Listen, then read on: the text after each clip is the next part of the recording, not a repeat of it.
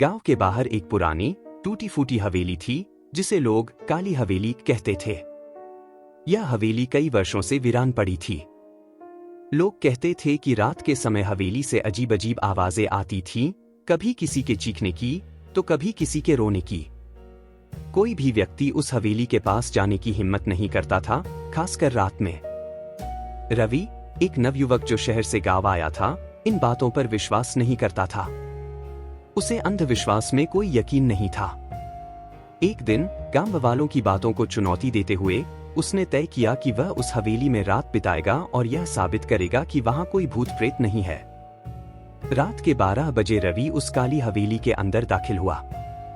हवेली का दरवाजा चरचराते हुए खुला और जैसे ही रवि अंदर गया, उसे एक अजीब सी ठंडक महसूस हुई। हवेली के अंदर अंधेरा और सन्नाटा था, बस हवा के साथ खिड़कियों का थपथपाना सुनाई दे रहा था। रवि ने अपने टॉर्च की रोशनी से इधर उधर देखना शुरू किया। जैसे जैसे वह हवेली के अंदर घुसता गया, उसे महसूस हुआ कि जैसे कोई उसकी हरकतों को देख रहा हो। अचानक उसकी टॉर्च की रोशनी बुझ गई।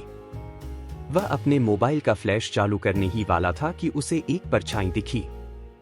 वह डर के मारे पसीने पसीने हो गया, पर फिर भी उसने हिम्मत जुटाकर उस परछाई की ओर कदम बढ़ाया। जब वह पास पहुंचा तो उसने देखा कि हवेली के एक कोने में एक औरत खड़ी थी, सफेद साड़ी में, सिर झुका हुआ और बाल बिखरे हुए।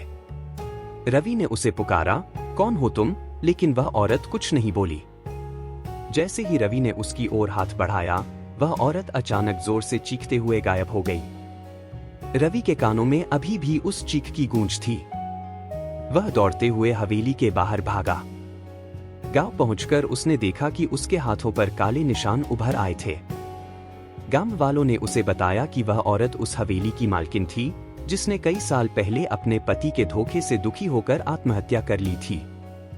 तब से उसकी आत्मा उस हवेली में भटक रही है।